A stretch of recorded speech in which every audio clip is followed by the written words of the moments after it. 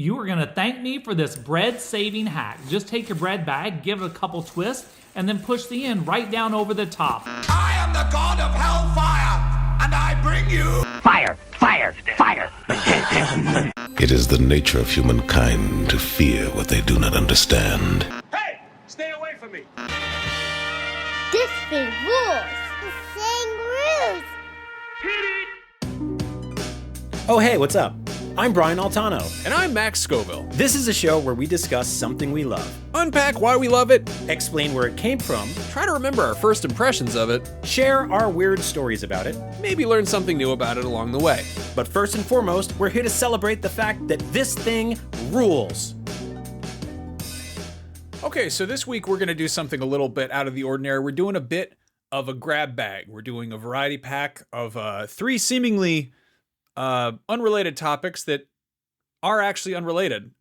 Seemingly. Definitely unrelated. Definitely unrelated. So this actually come from our community. We went on to Patreon, asked like, hey, do you know what rules? And people had some ideas.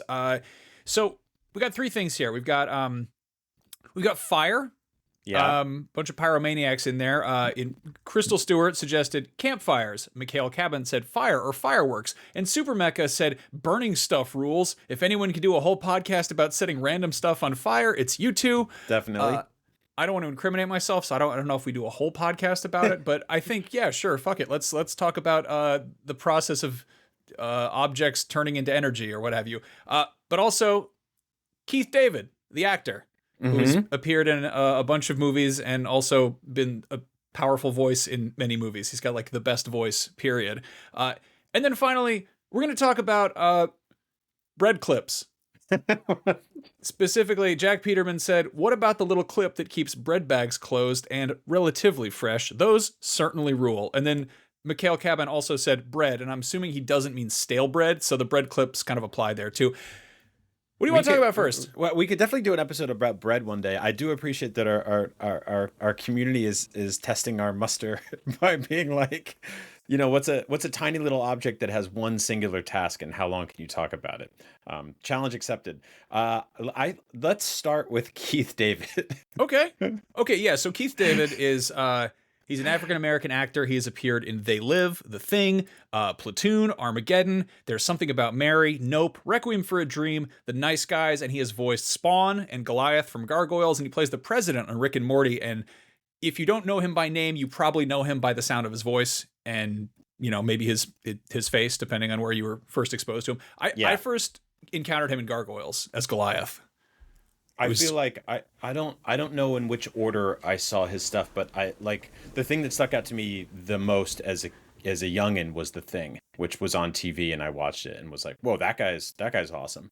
And then one of those guys that like I would say like up there with like Mark Hamill, where like my first exposure to him was like he's an actor and he's in really cool things I like, and then for decades it was like he's a voice actor and somehow he's even better at that, or at least got the opportunity to have more range and appear in more projects, which was really cool. And yeah, to add to what you just said, he's been in something if you've seen anything. Like if you've ever like watched cartoons or animated movies or played video games, or he's been there. You've heard him, whether or not you've been able to like identify that or recognize that or not.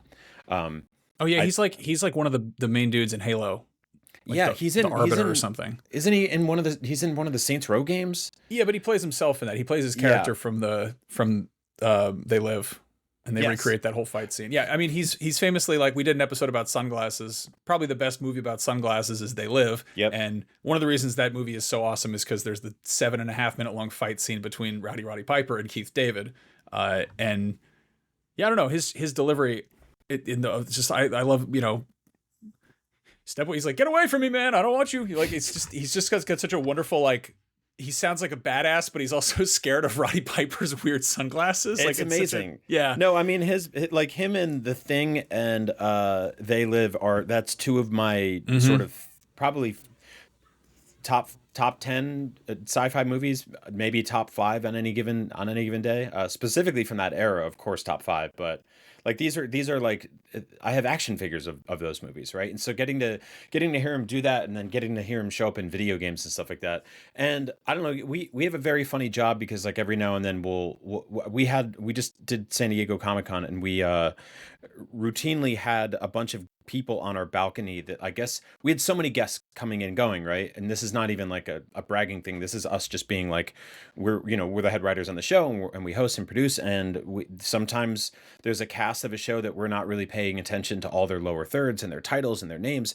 And we kind of looked up and we were just like, I think you said it, you're like, is fucking Keith David on our balcony right now? And I was like, oh yeah, that guy has been at at Comic-Cons, at our Comic-Con show, and just nerdy pop culture shit that we've been in and around forever. And so yeah, like I think that like I don't know if he's like a gamer or a dork or anything like that, but I feel like he will put up with any of those things and show up and celebrate them, and people will be like, hey, I loved you in X, Y, and Z. He's got to be one of those people where people stop him on the street, and it could be any number of 200 things they could say to him. Like it's, I mentioned Mark Hamill, like most people are going to be like, oh shit, Luke Skywalker, or like the Joker voice. Well, I feel like, unlike Mark Hamill, who if I overheard him talking, I don't think I would immediately be like, that's Mark Hamill's voice. Like maybe I'd catch it, but if he was doing the Joker voice, I'd be like, yeah, sure. But Keith David, if he was just talking normally, I'd be like, that's Keith David, which is what happened at Comic-Con. But the best thing of all is like it was him and Dan Harmon, and they were talking about how I think like the president from Rick and Morty is getting his own spinoff, and they were just out there kind of like setting up for the interview, getting ready and doing mic tests and all that, and looking out over the balcony. And it was kind of like, it was towards the end of the day. And Keith David just started like singing a little bit. And he started singing the beginning of Led Zeppelin's In the Evening. Right. Which is in the evening. Like it's like the least Keith David sound possible. And it's like one of my favorite Zeppelin songs. And I just was like, Is Keith David serenading us? Like what? This is so good. They had this very funny moment together, which was a bunch of us were in tears in the studio. I don't know if it made the cut in the interview, but it was very good. But I think Dan Harmon asked him like they were thinking about who they could cast for something, and he said, "What's Roddy Piper up to these days?" Right? And Keith David was like, he's resting in peace. And he did it like deadpan in half a second. And something about resting made me like, it just made me laugh very hard. Not wrestling, but rest. Yeah. God. Yeah. I've always wanted to interview him. I don't know. Like there's not a ton of people at this point where I'm like, you're on my bucket list of people I want to talk to, but I also don't know what I would talk to him about necessarily. Like, cause he's such a sort of, vocal chameleon. He's got some comedy chops too. Like again, he's not even a vocal chameleon. He's just got he's got the voice. Like he sounds like Keith David because he is Keith David. He's so good in The Nice Guys. Like, I mean, he's actually not nice or good. He's like a mean guy in The Nice Guys, but he's just a wonderful, like just mean goon in that. And I don't know. It's like, I feel like early on he was very much in like overly serious roles. Like he would do a lot of commercials and stuff. Like I know he did, I remember he did like a lot of Navy enlistment ones in like the late 90s, early 2000s, where it was just, I forget, it was one of those just like overly, just like way too much gravitas. And it was probably shot by Michael Bay. It would have all these like close-ups of like people in like control rooms. And it was just like looking like Hunt for Red October or whatever. And he'd be like, it's like, if your life was a book, would anyone read it? Mm-hmm. Like that. Yeah. He's one of those people that just like I just have infinite respect for, because I feel like he's just really good with rolling with the punches, and his career has never been like sort of defined by one specific thing or bottled by one specific angle. He seems like the type of dude where they throw him a mission and he's like, yeah, man, I'll do it. Like, not saying he'll say yes to everything, but like I think he has like drama chops. He had action chops. He has immense comedic chops, and just like throwing him at video game stuff is great. He was in a movie a couple years ago that I don't know if you saw. It's called American Fiction, and it's with Jeffrey Wright. I still haven't seen that. Yeah, it's really good. If you're listening to the show and you're just looking for like a fun, well, it's one of those movies that I call it's sort of like a Mrs. Doubtfire like, because the entire plot of the film is about a guy pretending to be somebody who he isn't, and other people being like, hey, wait a minute. And those movies stress me the fuck out for some reason. But the stakes were just low enough in American fiction. It's about this author who basically like he takes on like the sort of tonality of and prose of like a gangster thug, but he's not that at all. He's like a, you know, he's like a novelist, and he's incredibly eloquent, and it's just not working for him. And Keith David has like an amazing role in the movie that I don't want to spoil, but like, you know, he showed up, and I was like, you know, sitting on my couch and just kind of stood up, and I was like, yeah, Keith David's here. Like, this movie's gonna get better. That's good. I'll check that out. He did stuff for, didn't he do stuff for Spawn? Yeah, he was Spawn in the HBO series. In the animated series, right? And then he came back, which is also like just it's a badass show. But then he came back when they did the Spawn skin in Mortal Kombat. But I pulled up his video game roles. I'm mistaken. He was one of the main guys in Saints Row. He was Julius Little, who was like the leader of the Saints initially, and he was in Saints Row and Saints Row 2. But then I'm remembering this wrong. I think it was in Saints Row 4. They had a bit where you were playing as him. It was like some flashback Elseworlds thing, and then you had to fight Roddy Piper, I think, as him. Oh my God, yeah, that's right. It was well done. It was definitely, you know, when that series was sort of, you know, getting a little bit in the weeds there, but still impressive. Was it South Park a couple of years ago that did like and by a couple of years ago I mean at any point in the last 35 years, that did a shot for shot recreation of that fight scene? Yes. Okay. Yeah, they did that at one point. Good. Okay, so he was in Mass Effect. Yep. He was in Fallout. He was in Call of Duty Modern Warfare 2. He was in Halo. He was in Planescape Torment. He was in Dissidia, Final Fantasy. He's in a lot of stuff. I don't know. It's kind of impressive. He's in Destiny 2. He's in Darksiders Genesis. Yeah, dude keeps busy. And I don't know. There's what is it? No small parts, but I feel like it's never felt like he's phoning it in. You know, even if it's even if he's in a spot or like a role that, or a project that feels phoned in otherwise, it's like he's always just, you know, he always brings his A game. He was attached to Pitch Black and both Chronicles of Riddick things, and was also in Tales from the Crypt. Like, just one of those people that just, like, again, like if you've turned on your TV at any point in the last 40 years, chances are he's been involved in something that you've looked at. And if you played a video game or watched an animated show or movie, he's been there too. So yeah. Keith David rules. He fucking rules. I love Keith David. You want to talk about fire? You want to talk about some burning shit? Okay, the worst thing to put in a grab bag, by the way. Yeah, we don't put fire in a bag. Yeah, let's get that out of the way. Fire's a good thing, but also a very bad thing. Fire is you know, it's very much like in the Beavis and Butt-Head, like, yeah, fire rules, whatever. But also, I don't know, forest fires burn down everyone's house once a year in California, whatever. There's always, fire is an immensely destructive force of nature. You stopped a fire like 2 days ago, right? Yeah, so I figured this was a good one to talk about because I think I foiled an arson. I was walking my kid home from school, and not an arsonist, just an arson, right? Like it was a single arson because I didn't stop the guy who did it. It's like you found a Riddler trophy. Yeah, I found one Riddler trophy. I didn't bust the Riddler. Yeah, that's basically how it was. But I mean, that's the thing is, I feel like a lot of crimes, you know, I mean, what is it? Like, I guess it was attempted arson because then again, I don't know. He did start a fire. It was a very small fire, but it was, so anyway, I'm walking home with my kid. It's broad daylight. And we're walking down the street and it's like, you know, just kind of neighborhood where everyone's, you know, it's a lot of cars parked there. So a lot of cars bumper to bumper, not a particularly busy area. It's like a, you know, neighborhood. And I glance over and there's the bumper of like a small, like Honda Civic hatchback has a plastic water bottle sitting on it. And the water bottle is on fire. And I remember being alarmed by this because it's fire, but also confused because the cap was still on it, which is the reason I think this was not like an accidental, like somebody put it through a cigarette butt in something. How did they do that? I don't know. A wick? Maybe. Yeah, it definitely, and there was like a large pipe wrench that had some sort of paper or fabric wrapped around the end of it, and it was like left on the bumper. So these two things are sitting there, and it looked like somebody was, like, my first thought was it looked like somebody had been working on the car, and then maybe they put a cigarette out in the bottle and then they walked away. Yeah. But then it was just really burning quickly and it started melting into the bumper.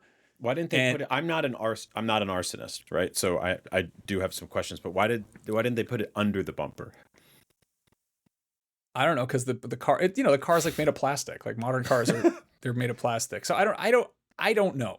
I don't expect you to have the answers. I'm working this out in my head because I thought the way you like set a car on fire is like you put stuff in the gas. Like I'm basing this on movies. You like shove a thing in the gas tank and then light that like a big wick.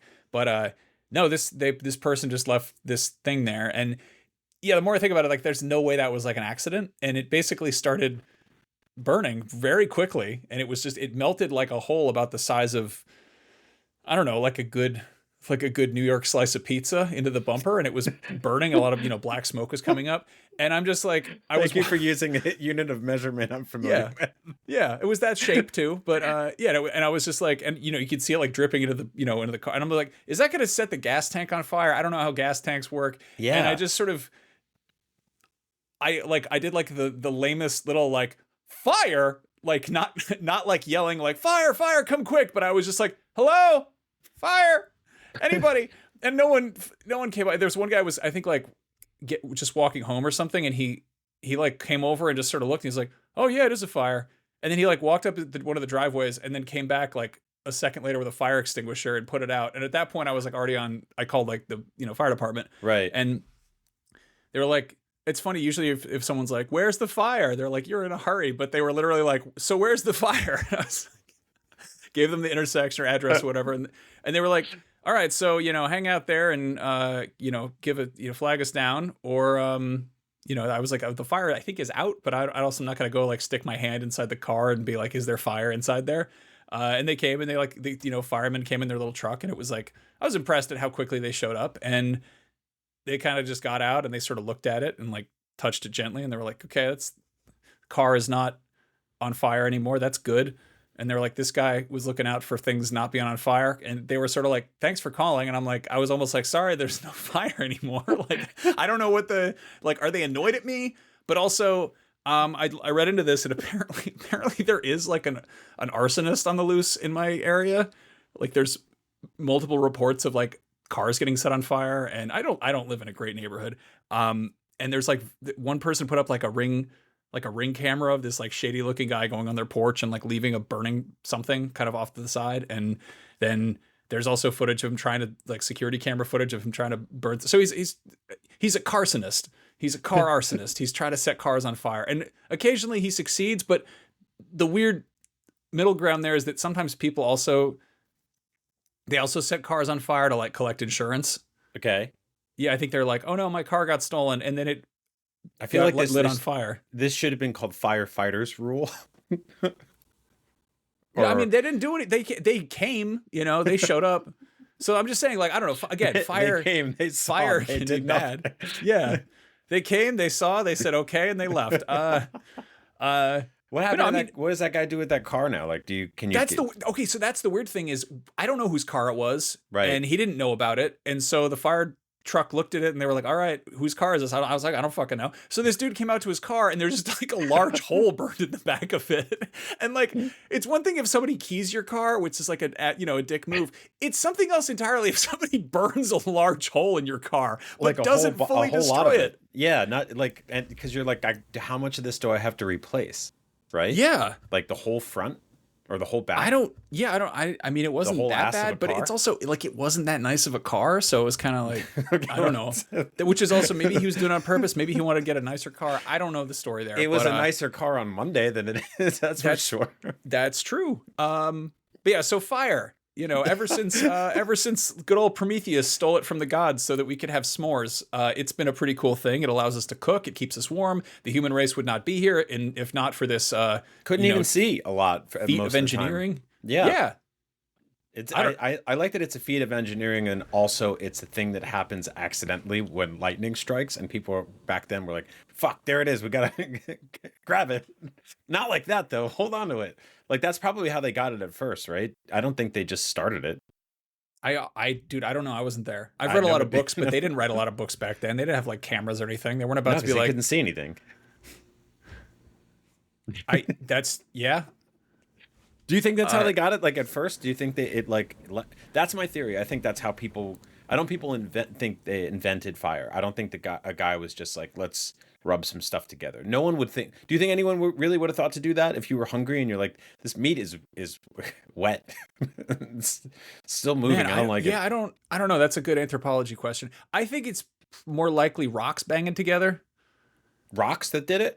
Yeah, I think they were banging some rocks together and they made to make, sparks, like, and a then spark? they were like, "Whoa, cool!" And then they figured out that would start a fire. Because I think that's more repeatable than lightning. I agree. I think that it also, a caveman would, before he takes like two pieces of stick and he rubs them together for a long time, he would bang two rocks together. That feels like a caveman thing. That feels like something that you would see on the Flintstones. We built a fire once.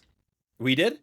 Yeah, remember Oh, that? yeah, we did build a fire once. We went to I don't know why this was a thing that existed. We went to like a Tomb Raider themed day camp, and it wasn't even to promote one of the games. They were just like, "Hey, IGN boys, do you want to go do Tomb Raider stuff in the woods?" And I wasn't sure if they were gonna Was it try like to it was like an anniversary thing? It was it was like where Lara was Croft's that? birthday party. I don't know, but they took us out to do some survival shit in the woods, and they were like, "Here, let's see if you can make a bow and arrow using some paracord, or let's see if you can make a little wooden house using sticks or whatever." I remember that. I think you and me got picked up by Naomi Kyle and her husband, and we went to a woods. And I don't remember. I remember it being in the mountains. Was it like was it in North Bay or East Bay? I don't remember. But I remember we got there and we built like bow and arrows, and we made like these shitty little tents out of like sticks and stuff. And No, dirt. they did this thing where basically they're like, the thing you need is you need shelter, you need water, and you need fire or whatever when you're surviving. And the way they tested the whether or not our shelters were good is basically they had us build like, little lean-tos using a bunch of sticks woven together with leaves on top or whatever. And then they would just come over with a bucket of water and pour it on top and be like, "All right, so here comes the rain. Oh, you're very wet. Your shelter sucks. Good job, boys." But the fun thing they let us do, the egg bucket challenge thing, Yeah. but with water, yeah, and a house. But yeah, the thing they let us do is they gave us I think they gave us sticks, and basically you take the bow from your bow and arrow or whatever, and you twist it around a stick, and then you put the stick in a little wooden notch, and then you rub that, or you make the stick twirl. Like there's the whole, you see people in like movies where they're just like rubbing their hands together with a stick in the middle. That doesn't work very well. But if you're able to use like I don't know what, like a bow shaped thing, it works better. And you put like little bits of like crushed up leaves and stuff in there, and you build it up. And I think we had a few like little shortcuts there where they were like showing, they had some stuff that was like pre-tindered or whatever. But we made a little fire. It was cool. And it was, I remember being like, oh, okay, I'm pretty proud of this, because like it's one of those things where when we were kids, they were like, when you grow up, you might not always have a calculator, and like, yeah, you do, but you don't always have fire. Like you think you would, right? Like it would be cool. I mean, probably not, because I think a lot of people would use it for bad. But if there was like an app on your phone that would just like magnify something so hard it would explode, dude, I would say one of the main downsides to smoking becoming less of a thing is that no one has a way of lighting the candles at birthdays. Like that's one thing people are always like, "Oh fuck, did you bring candles?" "Yeah, I brought candles." "Did you bring a lighter?" "No." And then you're like, you got to run around, find somebody who's got matches or a lighter. Oh, dude, we don't even have like, so you and I have talked on the show about drinking booze and pounding beers and shots and stuff like that. Like very occasionally, and we live in California where it's been legal for a long time. Very occasionally, my wife and I will go to the store and we'll get some edible gummies or something, right? Like the THC, whatever the hell. Like you take a little nibble and you read your Kindle and you go to sleep. Right? Sure. Or like maybe you put it on and you go swimming or something stupid like that, right?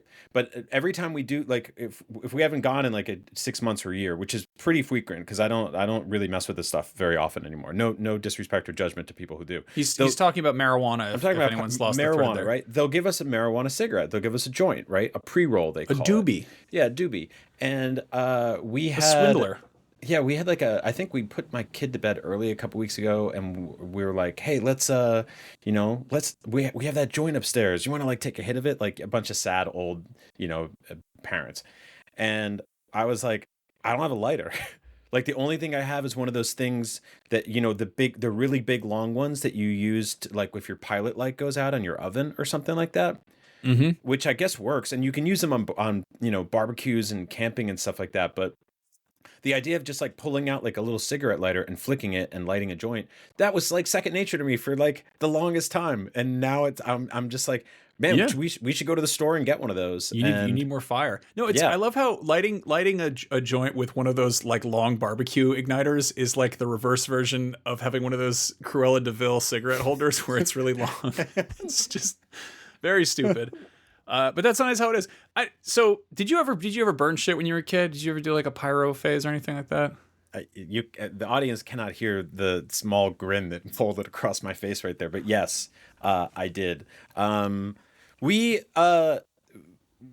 loved. Okay, so where I grew up in New Jersey, it actually rained, right? So my relationship with fire now is very, very different because I live in California, and specifically in the Bay Area, where there is moisture in the air, and in the evenings, we get a fog and marine layer and all that, and we're close enough to multiple bodies of water where there's a little moisture there, but also like there's like 7 months a year where it doesn't rain. To give you an example, it's August, and one of my neighbors in like a children's sidewalk chalk wrote USA outside of their thing on 4th of July. I was a little kid, right? I woke up on 4th of July and just wrote USA on the sidewalk. It's still there because it hasn't rained in 8 weeks. Like that is extremely common here. We have wildfires here that like we had a massive one in LA last year, a couple years ago in Sonoma County, turns the sky into Blade Runner. And so like I'm also not a teenager anymore, but like there's stuff here where they're super strict about fireworks, and like if there's like I'm so like about cleaning my grill, I make sure there's nothing like, I don't know if you've ever had like a grease fire in your grill, blah, blah, blah, blah. In New Jersey, we had like monsoons and hurricanes, and it rained constantly. So you could go out in the woods and like light fireworks and stuff like that. And like if some shit caught on fire, it would go like 3 or 4 feet and just stop because everything was always just like a little damp, right? This is not telling you to go do that, because chances are, the climate has changed a lot since the 90s when I was a teenager in New Jersey. And burning stuff is generally frowned upon, so don't do it. But one day, we got tired of like playing street hockey and manhunt and all the other dumb shit kids do.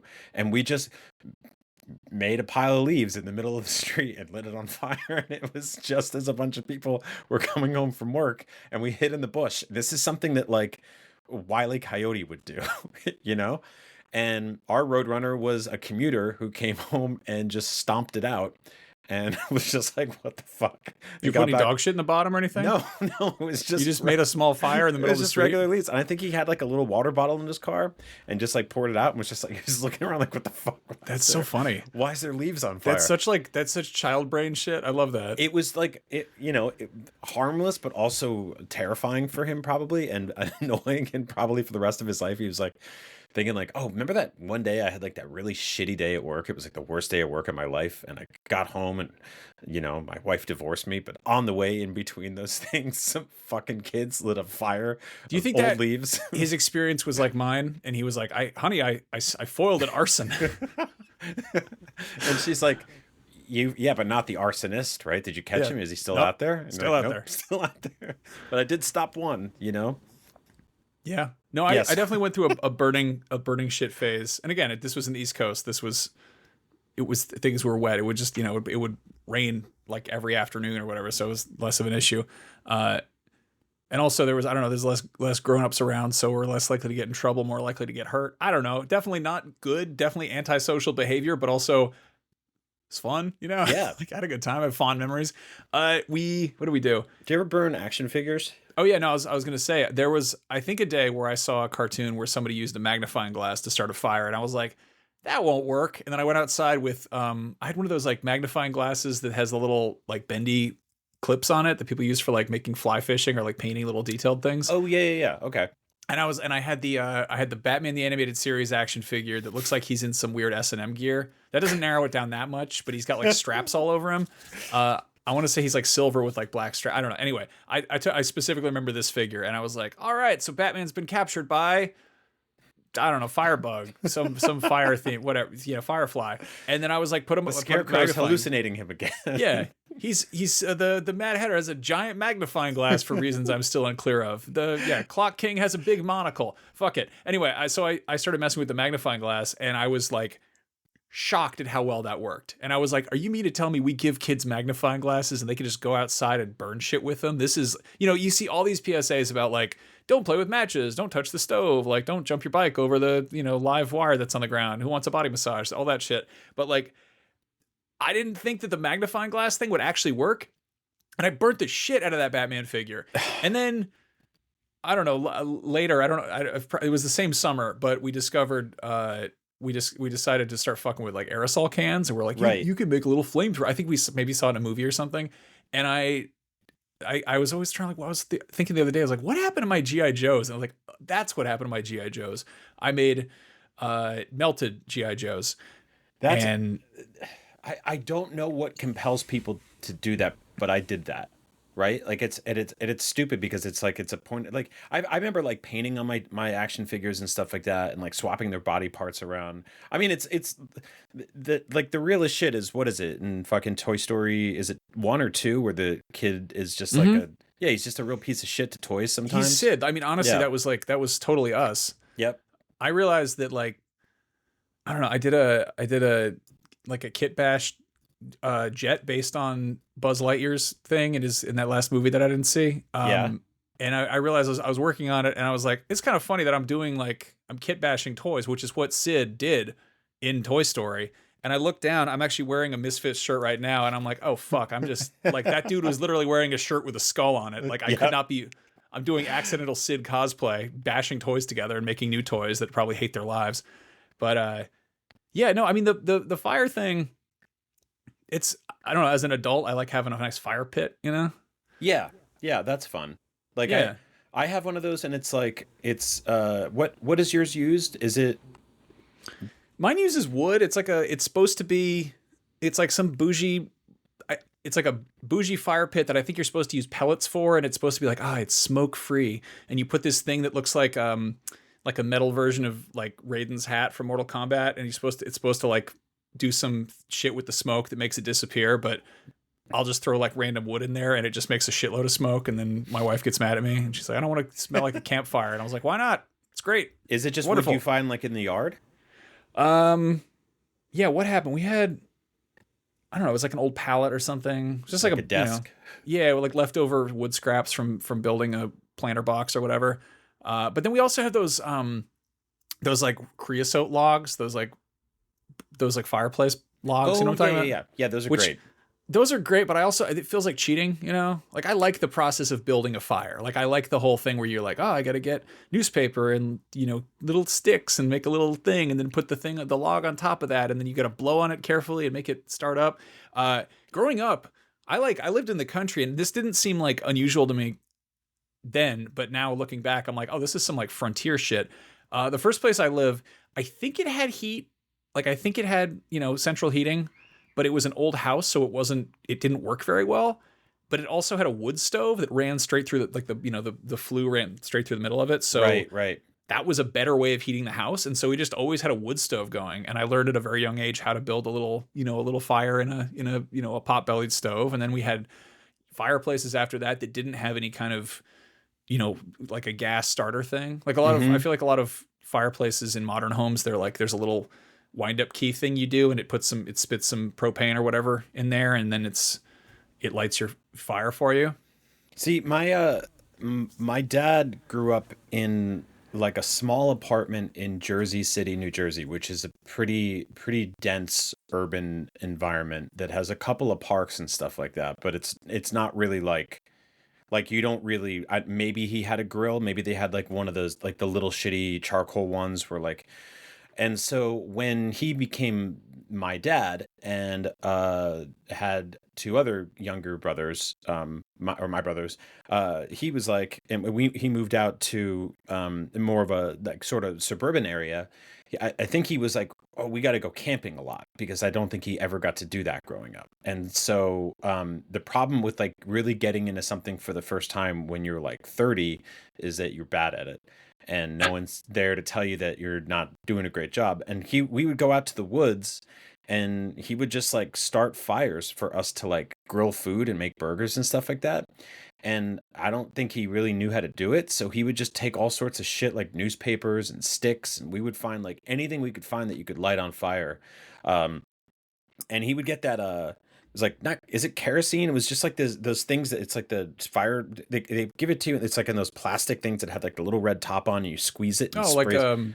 barbecue lighter fluid. Yeah, barbecue lighter fluid, right? Which like I think if you put directly on like charcoal, it's okay because the charcoal kind of burns it off. But when you put it on like wood and paper and garbage and stuff like that, and you cook burgers over it, your burgers just taste like lighter fluid. And so like for the longest time I was just like, I don't think I like grilled food, or I don't think I like food cooked over an open flame. And then I remember like getting Burger King and being like, that doesn't taste real either. You know, like that seems like there's somebody back there with like a big rubber stamp that just says like, you know, has like grill marks on it. And then I got older and I was like, I got a grill, and you know, I've used multiple grills and cooked over charcoal and all this other shit. And I'm like, I've cooked in like brick ovens with wood and made pizzas and stuff like that. And I'm like, oh, it's fucking really good. You just have to you have to just do it right. You can't just like, if you want to cook with fire, you can't just cover it in chemicals and trash and then hope for the best, right? I don't think he ever learned that, and I think still to this day he's got a fireplace in his house, and I think he just takes like the New York Times when he's done reading it and he shoves it in there at Christmas time, and it's kind of like, that's probably not great, you know, probably bad. We used to do that with, I mean, that was how you started the fire. You'd take a bunch of, you know, I remember we had like, in place of a recycle bin, we had a recycle bin too, but I remember there was a basket next to the fireplace that just was full of like, you know, TV Guide and we had the same thing. Mm-hmm. Yeah, I was like, when you take something that was like color and it would just like make green smoke, green flames or whatever, and you're like, time to prank call Voldemort, yeah. And you'd be like, I hope this is okay to breathe in. Like I just smoked a whole Elle magazine or whatever. No, I was going back to the sort of the Prometheus fire early days, whatever. I remember I read this book about the history of nighttime, and they were like, oh, you know, everyone says like the oldest profession is like sex worker, but more likely it was like night watchman, which was partially to like keep people from getting, you know, attacked by wolves or whatever, but also probably to make sure the fire didn't go out, because once you had one going, you kind of want to keep that burning. Yeah. I think if it goes out there, just like, what do you do, right?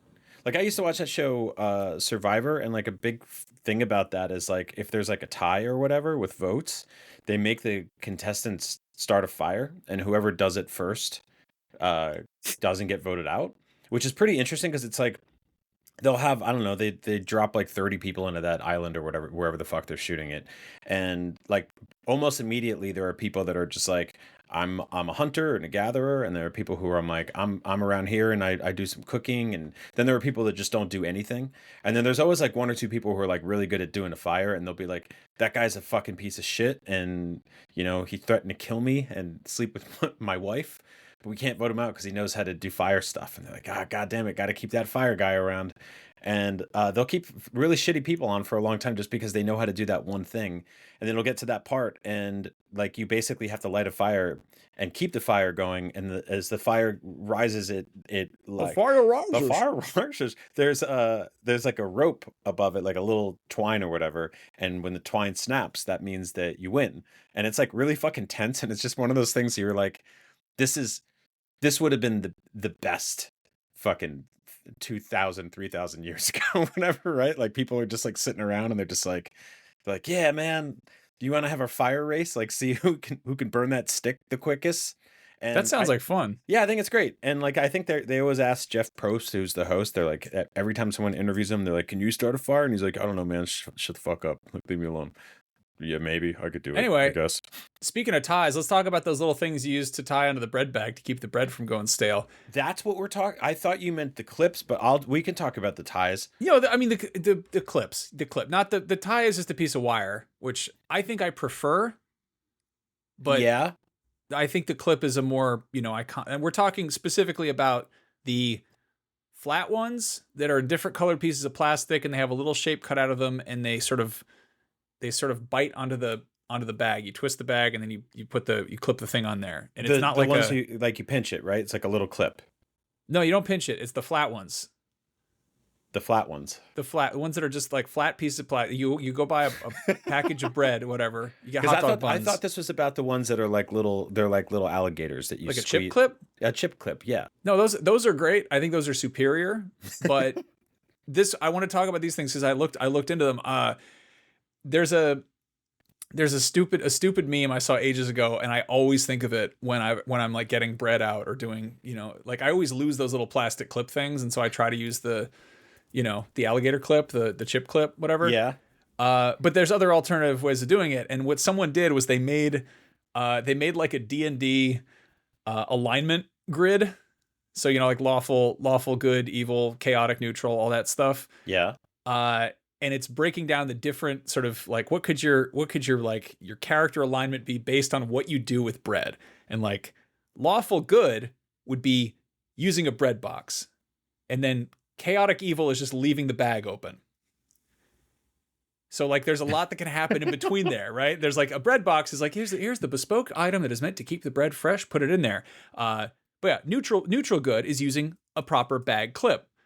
And then chaotic good is using a bottle hack, which I've never even seen before. I think you can use the cap of a bottle and screw it onto I guess you twist the plastic up and then screw it on like a bottle, which just again looks insane. I don't get it. I've never thought to do that. I think you take a bottle lid.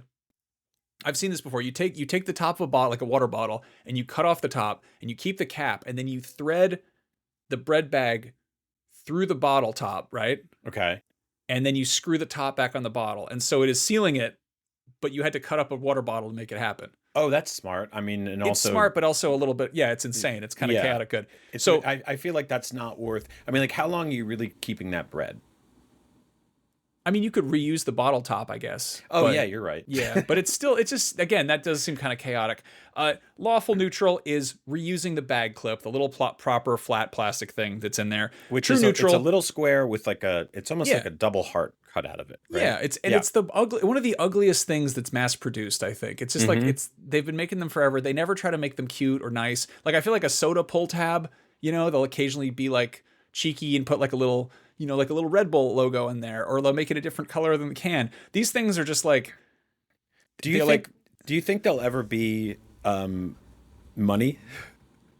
Like, you don't think they'll ever be our money? Like one day, no, man. When everything goes bad. You mean when the Great Pacific Garbage Patch becomes a continent? No, I don't think pieces of plastic will be money. You don't think so? I think people will be like, hey, I'll trade you 5 bag clips for your car or whatever. That sounds like a shittier version of Fallout. Like bottle caps, I can understand because it's like metal, but a little plastic thing. You don't anticipate a shittier version of Fallout happening? I think we're in. That's a good point. But anyway, so true neutral would be using rubber band. Chaotic neutral would be doing the twist and tuck. You ever do that? Yes. If you lose the clip, you twist it, and then you tuck the edge of the bag under there, and then you use the bread to trap itself in there. Yes, which is funny to me. That's a good one. And then lawful evil is tying a knot in the bag, which is that is a.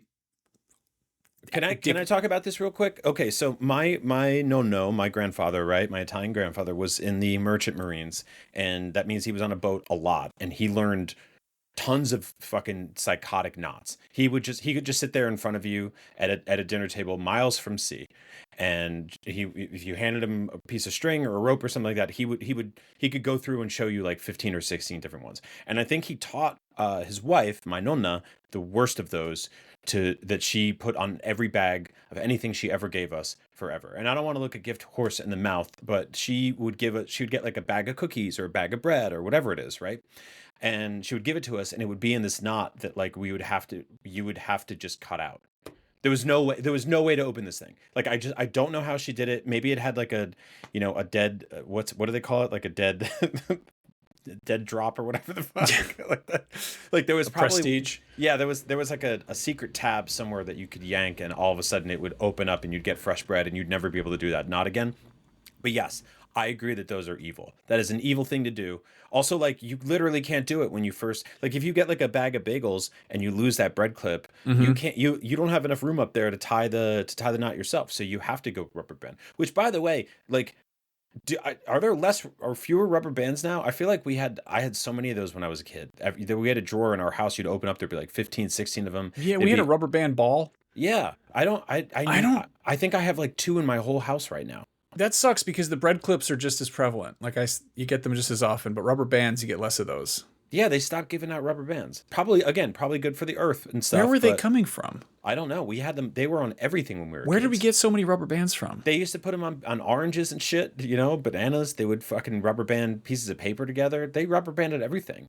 If you had enough mail, they would put a rubber band around it. Yeah, posters. If you got posters, there'd be rubber bands on them. They just stopped putting rubber bands on shit. Yeah.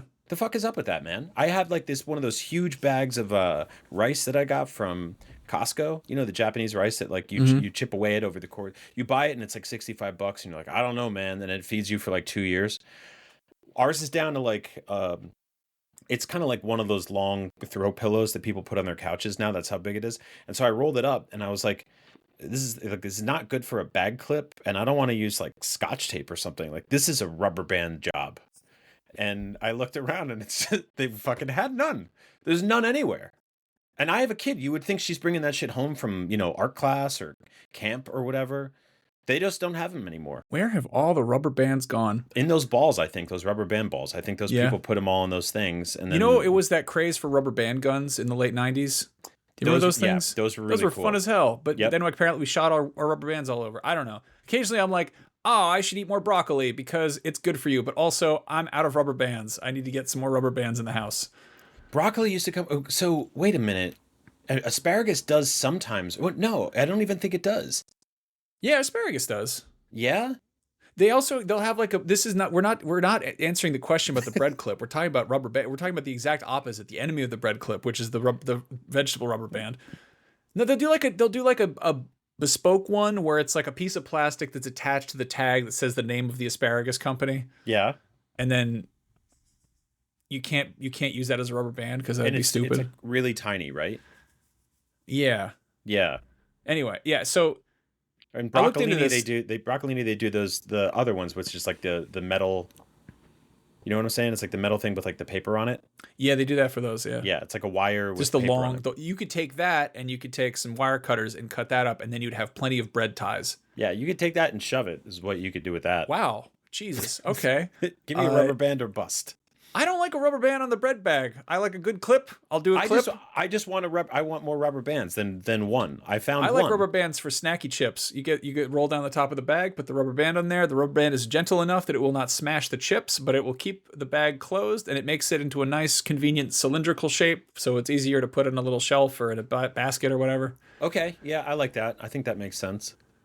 Yeah, I don't want a rubber band for the bagels. Not a bread clips job. I don't want a rubber band for the bagels either. I do. So I have a bread box, but it's like a vertical bread box. It's like a big, it's sort of, I don't know. It's like the shape of, it's about the size. It's about the size of a bread box, I guess. Like a mummy's tomb. Does it open up frontward or from the top? No, it is not. It's not one of the sarcophagus models of bread box. No, it doesn't open. It doesn't open like outwards. No, it doesn't open like a door outwards. It's basically like a big, tall Tupperware, and it has. Can you see through it? Yeah, it's clear. It's this translucent Tupperware thing, and there's a lid on the top, and there's a button you press, and I think it makes a little seal. And I don't think that's a bread box at all. It's a box you could put bread in. I don't know. It seals it in there. It's for bread and other starches. But I'll do the double thing where I do the twist, and then I put the bag directly on top of the twist, but it's vertical. And so occasionally what happens is I'll go and I'll open the bread box and I'll forget that I did that, and I'll grab the bag of bread from the end that's towards the top, which is the bottom of the bag, and I'll pull it, and as I'm pulling it, it unravels, and then all the bread falls out, or all the bagels fall. It happens to bagels more often. Anyway, I'm a fucking idiot. But I looked into this and I looked up, I was like, what are these things have some, specialized, industrial name.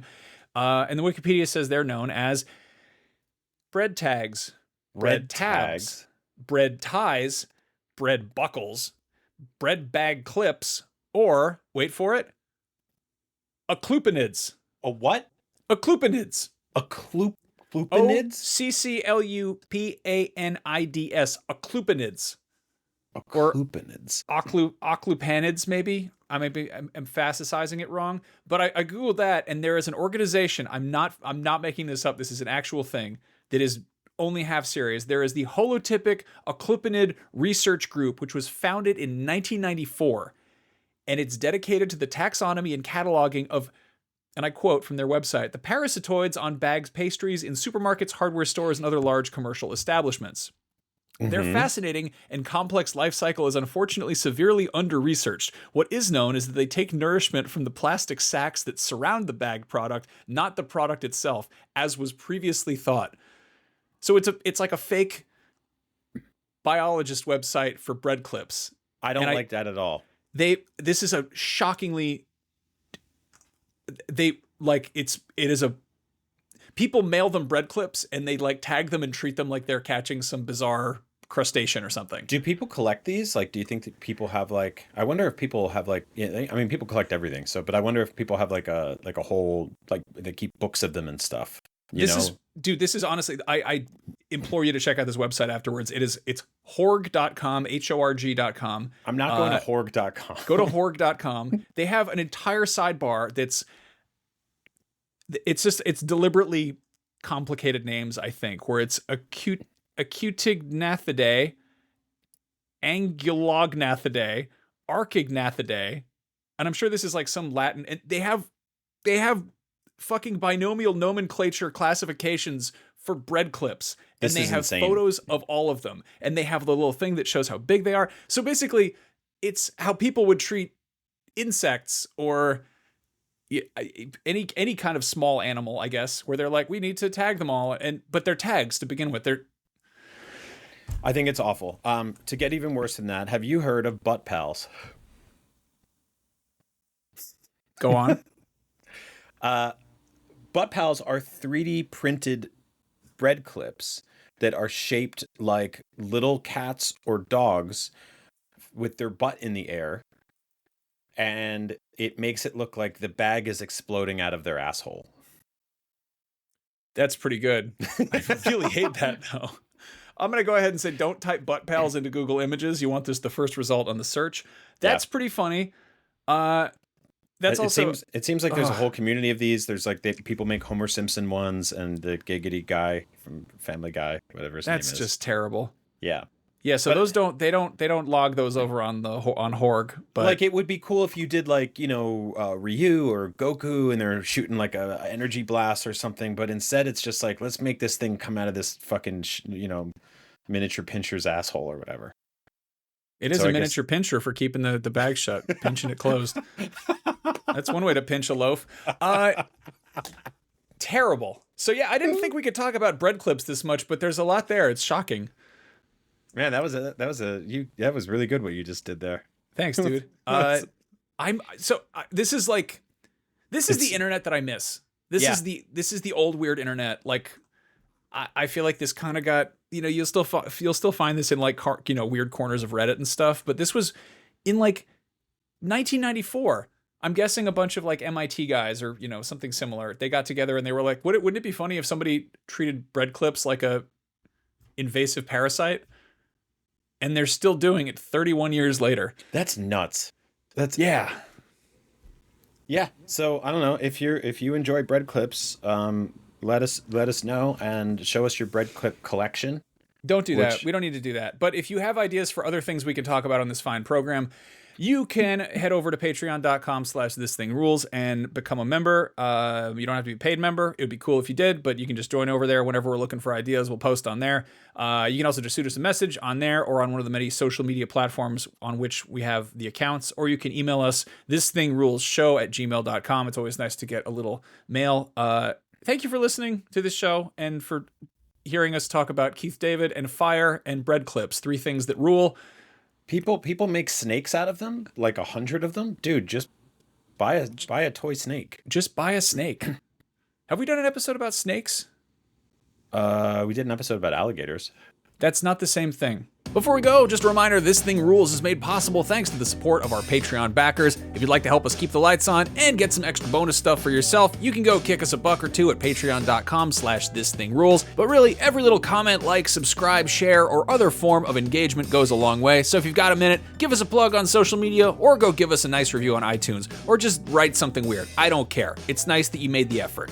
And finally, a big, huge, extra special thank you to Patreon executive producers for this month: Ben Burkhalter, Anthony DePiro, Nick Vaughn, Paul Atienza, Kevin Lemasurier, Steve Cam, Caleb Hilliard, Billy McKendry, and Chip Chunkling. Thank you so much for your continued support. You rule. Welcome to hell, motherfucker!